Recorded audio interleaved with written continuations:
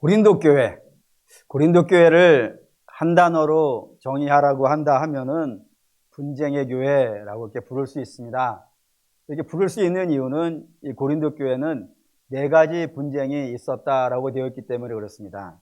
그 첫 번째 분쟁은 소속의 분쟁이라고 하고 있습니다. 다시 말해서 교회 교인들이 네 개의 파로 나누어서 파당지어 싸우는 겁니다. 그 파당의 이름도 성경에 아예 기록이 되어 있죠. 아볼로 파다, 바울 파다, 베드로 파다, 그리스도 파다라고 하면서 파당을 지었다 이겁니다. 그런데 여기 재미있는 게 뭐냐면은 이 파당에 등장하고 있는 그 대표자로 등장하고 있는 바울이나 아볼로는 이 파에 들어있다 안 들어있더라? 안 들어있다 이거예요. 마치 붕어빵에 붕어가 없듯이 아볼로 파에는 아볼로가 없고 바울 파에도 당연히 바울이 없었고 베드로 파에도 베드로는 없었고 그리스도 파에도 그리스도는 없었습니다. 그저 자기들의 이익에 따라서 모였고 그리고 그 이익을 주장하기 위해서 누구를 사용하는 거예요? 그 유명하신 분들을 자기 이익에 사용하고 있는 그런 자의 모습으로 이 땅에 싸우고 있는 곳이 이 고린도 교회다라고 되어져 있습니다. 두 번째 분쟁은 지식의 분쟁이라고 되어 있습니다. 즉 교회에는 기신자가 있죠. 이미 오랫동안 신앙생활 해오신 분들, 그런 분들은 영적인 지식이 어떻겠어요? 충만하게 많이 있을 겁니다. 그에 반면에 이제 신앙생활을 시작하시는 분들은요, 영적인 지식이 기신자만큼 충만하게 쌓여있지는 않습니다. 그러면 충만하게 쌓여있는 자가 어떻게 해야 되겠어요? 충만하게 안 쌓여져 있는 자를 섬기고 돕고, 그래서 이제 시작한 분들이 훌륭하게 되어질 수 있도록 섬기고 도와야 되는 일을 할 텐데, 이 고린도 교회는 안 그랬다 이겁니다. 기신자들은 새신자들을 쥐뿔도 모르는 사람이라 했다 이거예요. 너희가 뭐를 안다고? 그냥 우리가 시키는 대로 하면 되지 뭘 한다고 그렇게 주장해 라고 이야기했고, 그런 이야기를 들은 새 가족들은 마음이 상하죠. 마음이 상해서 기신자들에 향하여 적대감을 품고 싸웠던 일이 있더라 이겁니다. 이게 지식의 분쟁이라고 되어 있고, 세 번째 분쟁은 소유의 분쟁이라고 되어 있습니다. 교회를 지금은 여러분들이 오실 때 그냥 성경책 들고 오시잖아요. 근데 아마 이 초대교회 고린도 교회는 도시락을 싸가지고 온 것 같아요. 집에서 음식을 준비해서 교회에 왔어요. 그러다 보니까 그 생활 형편에 따라서 도시락이 어떻게 되겠어요? 달라지는 겁니다. 예를 들어 생활 형편이 넉넉하신 분들은 도시락으로 뭘 싸오겠어요? 제 기준으로 항상 얘기하니까 빨간 소세지. 빨간 소세지를 아시는 분들은 생활이 여유가 있었던 분들이고 그런 거 싸운다 이거예요. 그 반면에 생활이 좀 어려운 분들은요, 이제 김치만 싸가지고 오는 거예요. 저 뭐 많이 했나? 김치를 싸가지고 오는 거예요. 그리고 정말로 어려운 분들은요, 손가락만 들고 오는 거예요. 학교 다닐 때 혹시 젓가락만 들고 오는 애들 없었습니까? 있었어요. 오는 거예요, 교회를. 근데 이렇게 왔을 때에 이제 식사 시간이 되어지면 어떻게 해야 되겠습니까? 소세지하고 김치하고 먹으면 맛있잖아요. 같이 먹으면 맛있어요. 같이 먹으면 맛있어요. 거기에 어려운 분들 같이 모아가지고 같이 먹으면요, 더 맛있죠.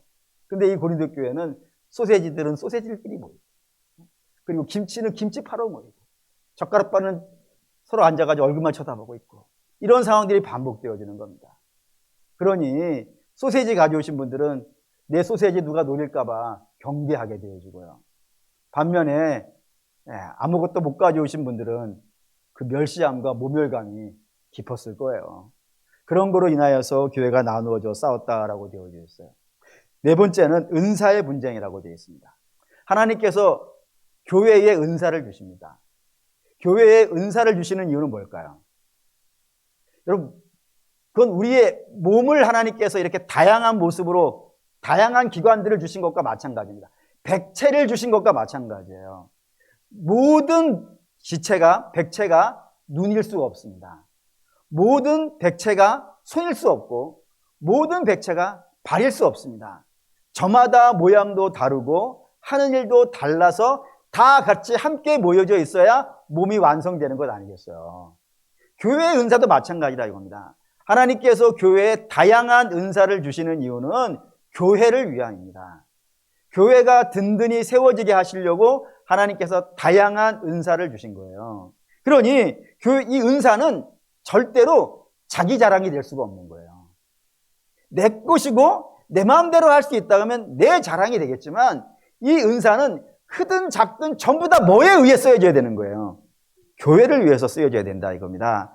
그래서 교회가 늘어나야 되고 교회가 세워지는 역사가 있어야 되는데 이 고린도 교회 은사들은 서로 자랑이 되는 거예요.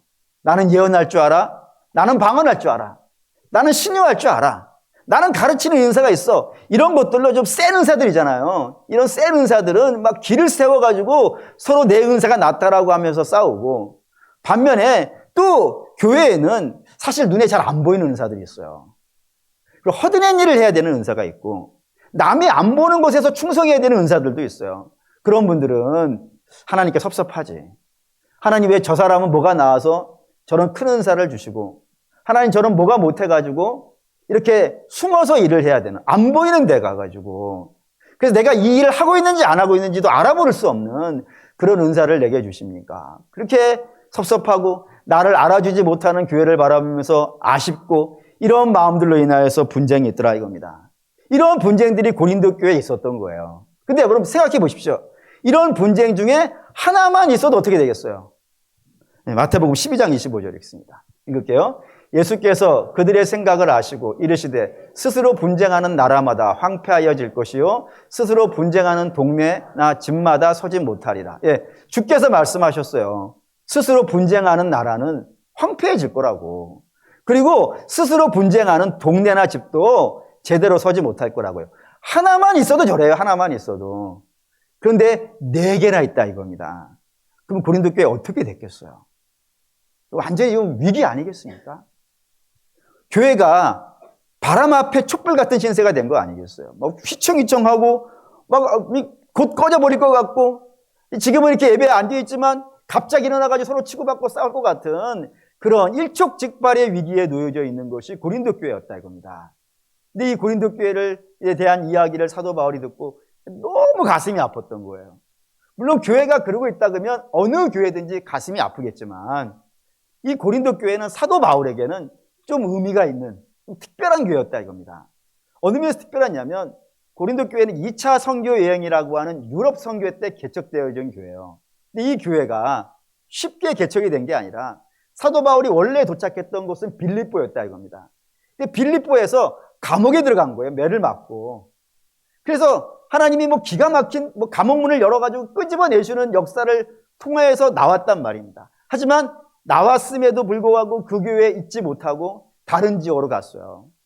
거기서 좀 하려고 하니까 또 악한 자들이 쳐들어와가지고 사도 바울을 막 잡아내고 사도 바울을 도와줬던 사람들 공회에 끌려가서 막 고소하고 이런 난리를 치게 되어지니까 사도 바울 거기도 있지 못하고 또 다른 데로 가고 또 다른 데로 가고, 그래서 밀리고 밀려서 내려온 곳이 고린도였다 이겁니다. 그때 이 고린도에서 사도 바울은 재정적으로 완전히 바닥이 난 거예요. 그래서 자기 힘으로 선교비가 떨어졌으니까 지금이야 온라인 싸주면 되는 것 아니겠어요? 카카오뱅크 이런 거 있지 않습니까? 팍 싸주면 바로 오는데 2000년 전 이야기 아니에요. 돈 떨어지니까 사도 바울이 공장에 가서 일을 했어요. 텐트 공장에 가서 일을 하면서 그렇게 어렵게 세웠던 교회가 고린도 교회예요. 이렇게 어렵게 세웠으니까 마음이 가겠어요, 안 가겠어요? 마음이 가죠. 더욱이 사도 바울이 가장 오래 머물면서 사역했던 교회가 에베소 교회입니다. 3년 있었어요. 3년 이상 한 군데 있었던 적이 없는 게 사도 바울이에요. 근데 그 다음으로 있었던 곳 1년 6개월, 두 번째예요. 그게 고린도 교회예요. 오래 있었어요. 사도 바울 입장에서는. 오래 있으면서 함께 교제하고 함께 복음 가르쳐주고 함께 기도해주고 함께 신방하면서 세웠던 교회가 이 고린도 교회니까 이 교회에 대한 애정이 남달랐어요.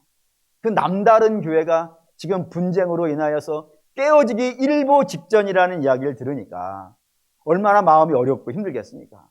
사도 바울 뭐 하냐면 기도합니다. 하나님이 어떡합니까? 하나님 도와주십시오 라고 기도하는데 하나님께서 사도 바울에게 답을 주신 거예요. 그 답을 주신 것이 고린도 전후서에 쭉 등장하는데, 그 중에 오늘 우리가 주목해서 보는 것, 하나님이 이 분쟁하는 교회의 분쟁을 그치게 하기 위해서 사도 바울에게 주신 답이 있는 겁니다. 그러니까 저와 여러분 이게 궁금해야 되는 거예요. 왜? 우리도 다양한 인생의 문제를 만나거든요.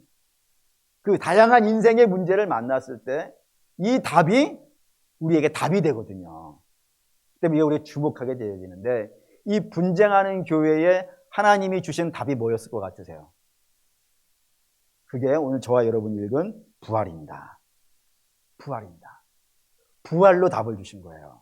왜 이게 부활이 답이 되냐면, 이 땅에 있는 사람들이 이 땅에서 분쟁하고 싸우는 원인이 뭐 때문이겠습니까?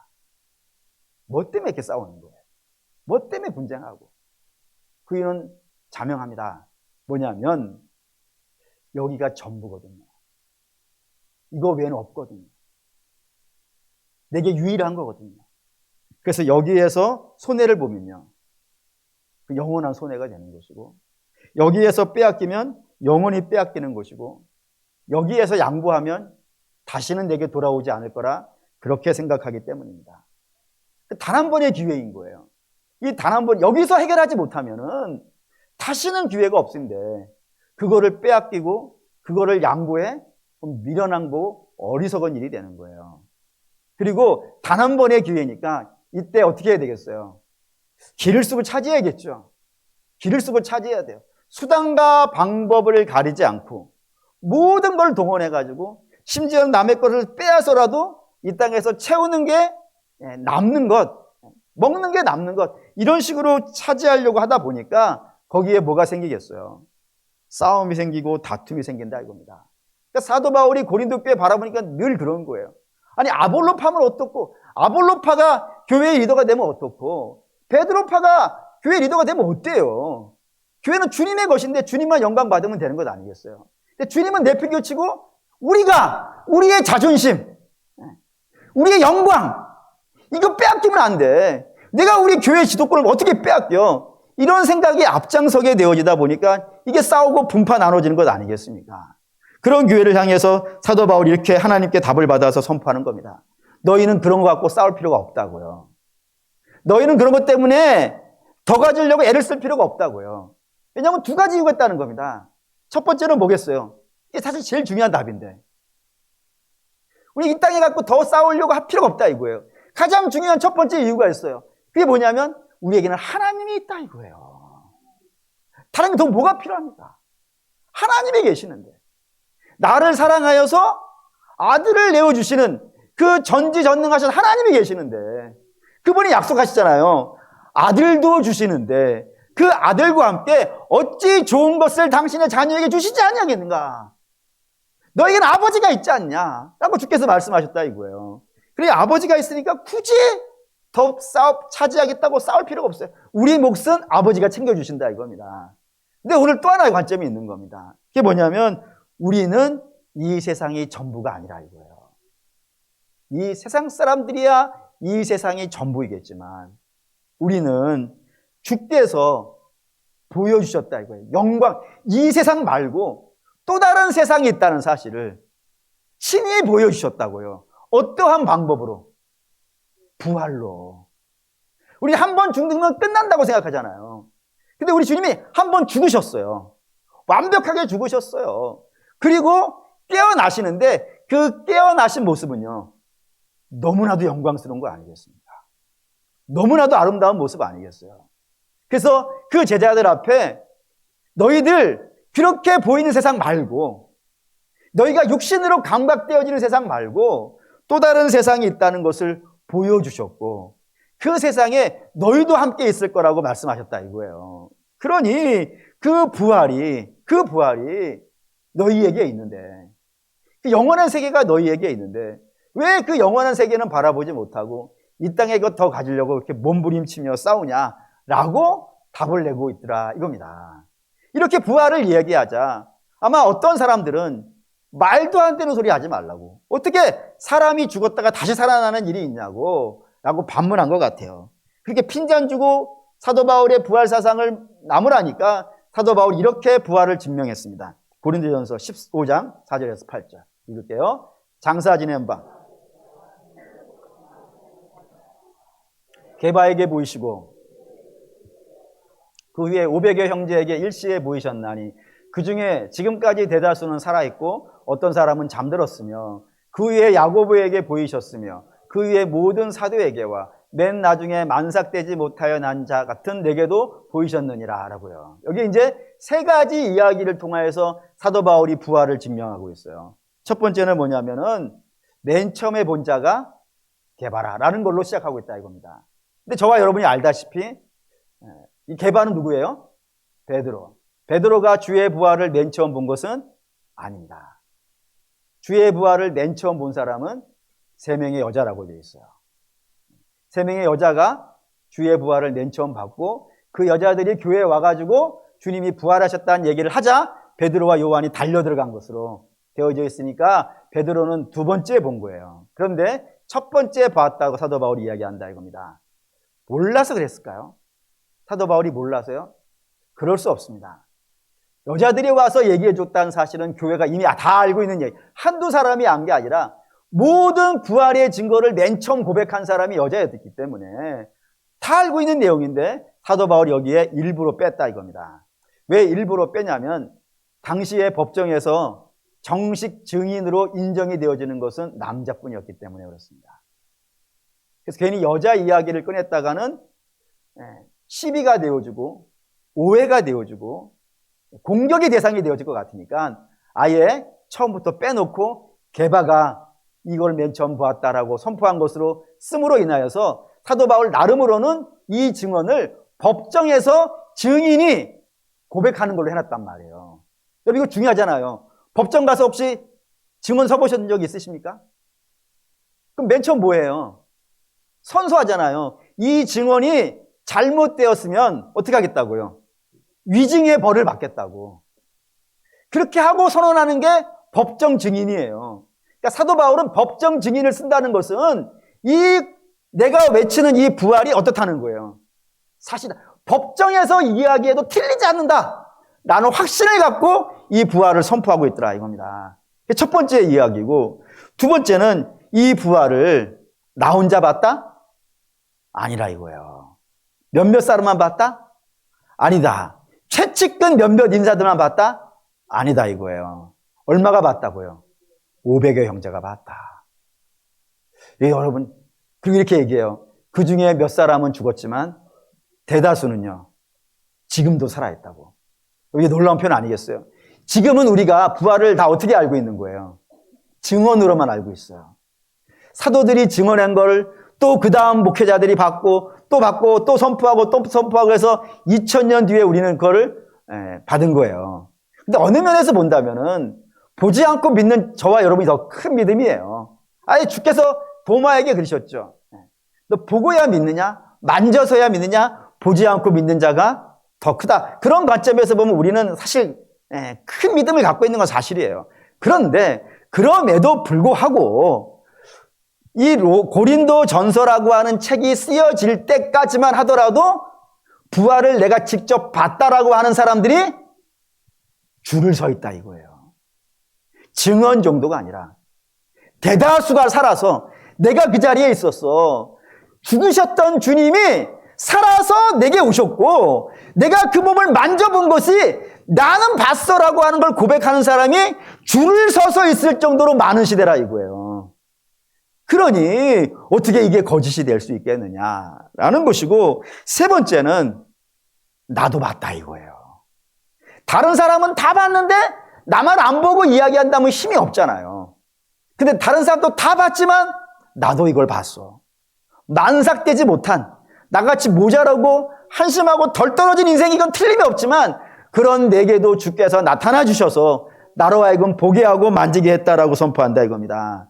이런 걸 통해 사도 바울 분명히 이야기하는 거예요. 여러분 이게 부활이 사실이라는 사실 아니겠습니까? 그러니 여러분 우리에게 정말 부활이 있어요. 영광된 세계가 있어요. 그러니 이 땅에 있는 것에 너무 창념하지 마시고 이 영광된 세계를 보세요라고 하고 있더라 이겁니다. 그런 관점에서 한번 16절 보시죠. 16절 읽겠습니다. 그러므로 이제부터는 어떤 사람도 육신을 따라 알지 아니하노라. 보라 그리스도는 육신을 따라 알았으나 이제부터는 이같이 알지 아니하노라. 처음에 우리가 주를 만났을 때 우리가 처음 주를 만났을 때는 대부분 다 육체를 따라서 만난다 이거예요. 그렇게 만났다 이거예요. 잘 모르고 만났다고요. 근데 이제는이라고요. 이제부터는 언제겠어요? 부활을 만난 다음 아니겠어요? 부활을 만난 다음에 다른 세계가 있음을, 다른 몸이 있음을 본단 말이에요. 그 다음은 달라질 수밖에 없다 이겁니다. 어떻게? 15절 읽겠습니다. 그가 모든 사람을 대신하여 죽으심은 살아있는 자들로 하여금 다시는 그들 자신을 위하여 살지 않고 오직 그들을 대신하여 죽었다가 다시 살아나신 이를 위하여 살게 하려 하심이라. 주께서 그냥 부활하셔서 가버릴 수도 있단 말입니다. 근데 그거 부활하셔가지고 그 처음 복음을 선포해야 되는 믿음의 세대들한테 당신의 몸을 나타내 주셨다고요. 왜? 살아있는 자들로 하여금, 주의 택한 백성들로 하여금 이제는, 옛날에는 주의 부활을 모르던 시절에는 너희가 다 자기 자신, 자기 육체의 만족과 자기 욕심을 이루어 이 땅을 살았지만 이제 주의 부활을 만난 너희는 옛날 그런 모습으로 살면 안 되지 않냐 이거예요. 옛날 그 모습으로 사는 게 아니라 이제 영원한 나라를 꿈꾸고, 아니 부활을 봤으니까, 아니 부활을 모르고 예수님이 십자가에 죽으시고 죽으시는 것으로 끝났다 그러면 다시 돌아갈 수 있어요. 근데 주의 부활을 봤단 말이에요. 다른 세계가 있음을, 이거 한번 죽는 거로 끝나지 않음을 봤으니까 이제는 어떻게 옛날로 돌아가느냐. 이제는 그럴 수 없어. 안 봤다면 모르겠지만, 안 믿는다면 모르겠지만, 믿는다고 하는 이상은 옛날로 돌아갈 수 없어. 너희는 이제 너희를 위해 살면 안 돼. 너희는 이제 누구를 위해 살아야 되는 거예요? 예수를 위해서 살아야 돼 라고 선포하고 있는 거라 이겁니다. 그게 부활신앙이라 이거예요. 그 말씀을 따라 믿어간다 이겁니다. 그리고 그 말씀 따라 살아야 되는 거라 이거죠. 물론 제가 이렇게 말씀드리니까 혹 어떤 분들은 그러면요, 그럼 여기 다 때려치고 다 갖다 버리고, 직장도 버리고 학교도 버리고 집도 버리고 다 어느 곳에 모여가지고 함께 주의 부활을 기다릴까요? 라고 물어보시는 분들이 간혹 있는데 그러면 안 됩니다. 우리 주께서 명받았어요. 명받은 게 뭐예요? 열심히 땀 흘리고 살라고. 주님 오신 날까지 땅끝에서 부지런히 복음 전하고 살라고 지금 명하셨다는 이겁니다. 그럼 우리는 각자 하나님께서 주신 기업에 가서 부지런히 사는 것은 마땅합니다. 그런데 그 기업에서, 그 땅에서 살 때 그게 전부인 양 하지 말라 이거예요. 그게 전부인 양, 거기에 집착하고 거기에 소망을 둬서 그게 없어지면 마치 인생 망하는 것처럼, 그것이 생기면 마치 세상을 다 얻은 것처럼 그렇게 경쟁하고 싸우고 빼앗고 빼앗기지 않으려고 몸부림치고 그렇게 살지는 말라고요. 왜? 우리에게는 다른 세계를 봤으니까. 영원한 세계가 있음을 들었으니까. 그리고 영원한 세계를 산다라고 하는 사람은 목표 자체가 다른 거예요. 목표 자체가. 이 땅을 사는 사람들은 소망이 이거예요. 행복해지는 것. 그렇잖아요? 소 물어보면 행복해지는 것. 그게 이 땅에 살아가는 사람들의 유일한 소망이에요. 근데 저와 여러분, 부활을 믿는 성도 저와 여러분에게는 그게 소망일 수가 없어요. 저와 여러분의 목표는 예수예요, 예수. 다른 목표를 가지고 계세요? 예수를 이용해서 내가 뭘 이루고 싶으세요? 이게 틀렸잖아요, 이게. 우리 다른 세계라니까. 여기에서 안 받아도 우리는 영원한 세계가 있다니까요. 우리의 목표는, 사도 바울이 이렇게 고백하죠. 내게는 표대가 있다고요, 표대가. 하늘의 표대가 있다고요. 나는 하늘의 시민권을 가지고 있다고요. 그러니까 표대가 하늘인 거예요. 우리 주님이 목표예요. 그리고 주님처럼 살아가는 게 소망이에요. 주님 닮아가는 게 비전이라고요. 그런 소망을 갖고 이 땅을 살아야 되는 것이 마땅하지 아니냐 이겁니다. 그래서 사도 바울이 이렇게 외치는 거예요. 너희가 그 부활을 목표로 가지고 있다면, 그래서 우리 주님이 죽었다가 살아나시는 것을 믿는다면은 너희는 그 몸을 따라 살아야 돼. 주의 영광을 보며 살아야 돼. 라고 외치고 있는 것이라 이겁니다. 그리고 사랑하는 믿음의 성도 여러분, 이게 부활신앙이에요. 그러니까 믿음의 성도들은 문제가 있거나 어려움이 있으면 다 뭘로 해결하는 거예요? 부활로 하는 거예요. 문제 해결하는 거를.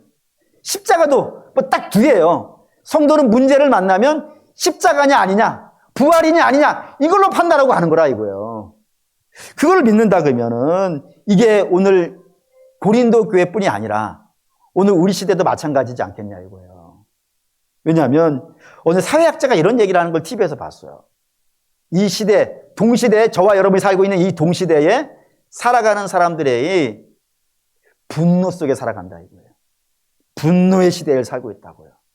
그래서 조금도 참지 못하고, 조금도 인내하지 못하고, 조금도 손해보려고 하지 아니하고, 조금도 양보하지 않으려고 한다고요. 얼마나 양보하지 않냐면 내가 가는 차 앞에 다른 차가 끼어들기만 해도 도끼 들고 뛰어간대요.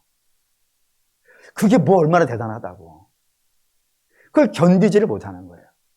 그래서 내가 손해보면은, 조금이라도 손해보면은 막 불이 나는 거예요. 그걸 애들에게 노래로도 가르쳤어요. 뭐라고 노래를 가르쳤냐면, 우리 엄마 보고 할매라고 불렀네. 내일 아침 먹고 따지러 가야겠다 이거예요.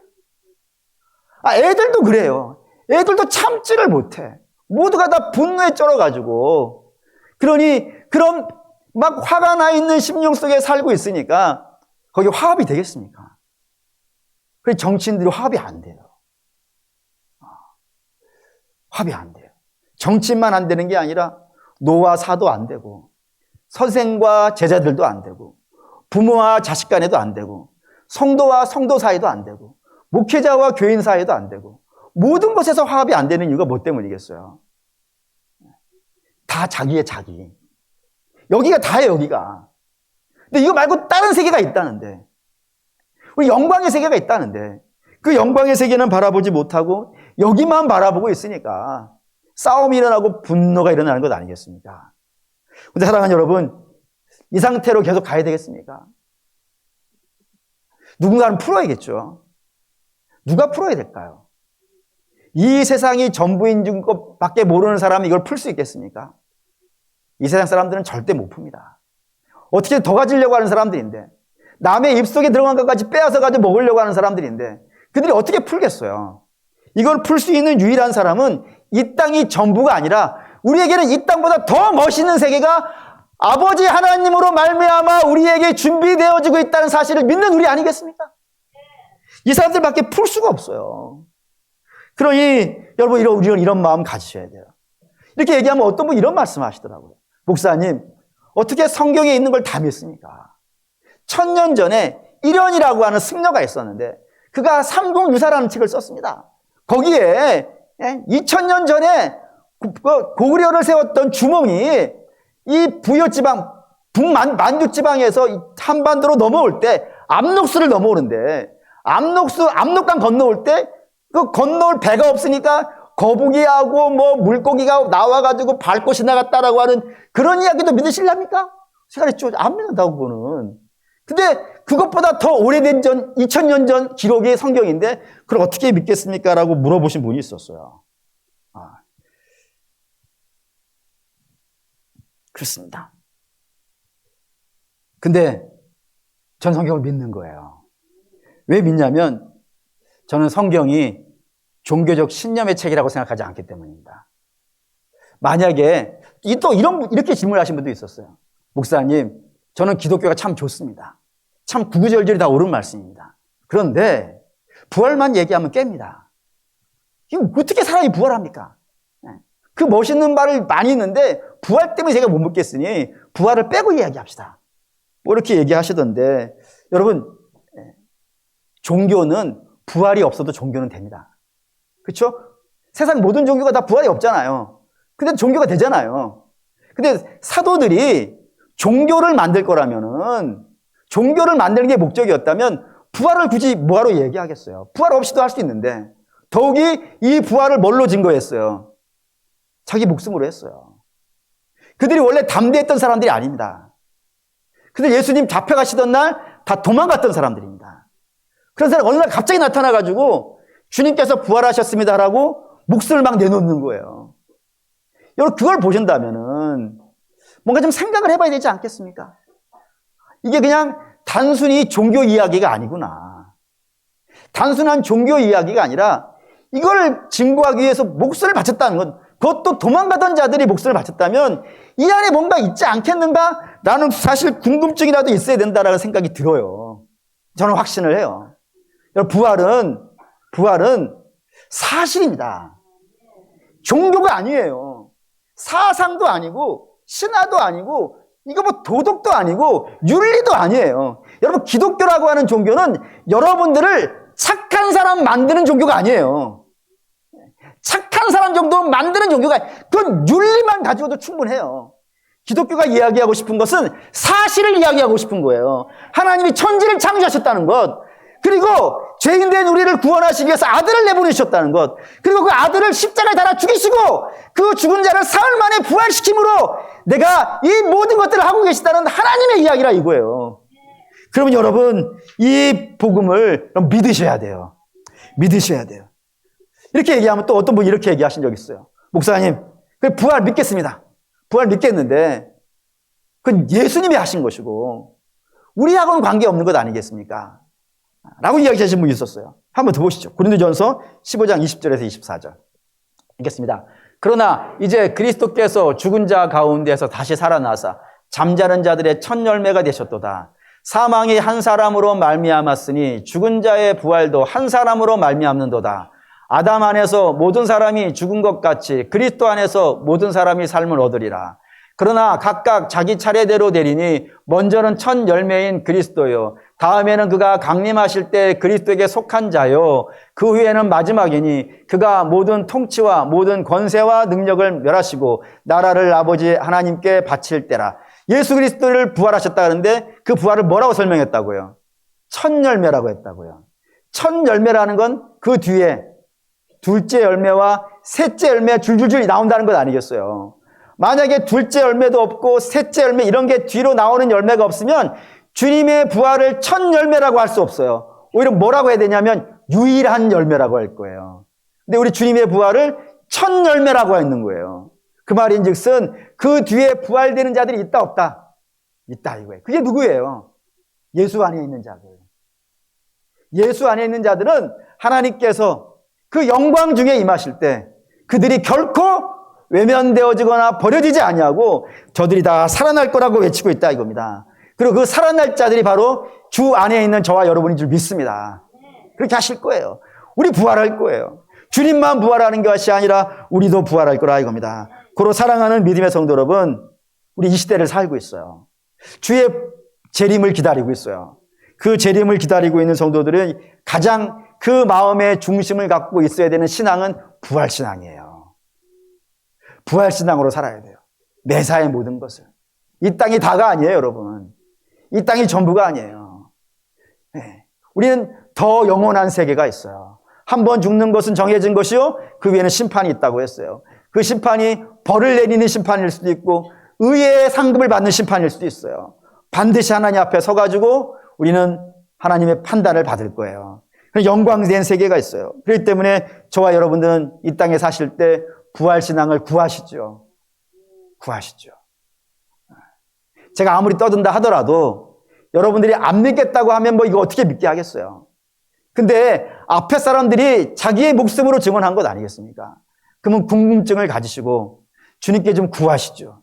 주님, 부활신앙을 제게도 좀 주십시오. 부활신앙을 저도 좀 가질 수 있게 해주십시오. 그리고 그 부활신앙을 가진 자들은 이 땅을 강력하게 살았습니다. 성경에 이렇게 표현되어져 있어요. 땅을 흔들고 진동시켰다고요. 그들의 무엇도 그들을 꺾지 못하였고, 아니 생명도 아까워하지 않는데 무엇이 저들을 꺾어냈겠어요. 뿐만 아니라 저들 안에 있었던 기쁨과 저들 안에 있었던 평안도 감히 누구도 빼앗아가지 못하였고 사단이 감히 이기지 못하는 자들이 되었다고요. 어떤 사람이요? 부활을 경험한 자들이, 부활을 믿는 자들이 했다 이겁니다. 그리고 사랑하는 여러분, 이 시대의 성도들 부활을 만나실 수 있기를 바라요. 십자가를 거쳐서 부활을 경험하시길 바랍니다. 반드시 이 주께서 그 일을 이루어내실 겁니다. 그런 소망을 갖고 이 땅을 믿음으로 살아가시는 저와 여러분 되시기를 주의 이름으로 축원합니다. 아멘.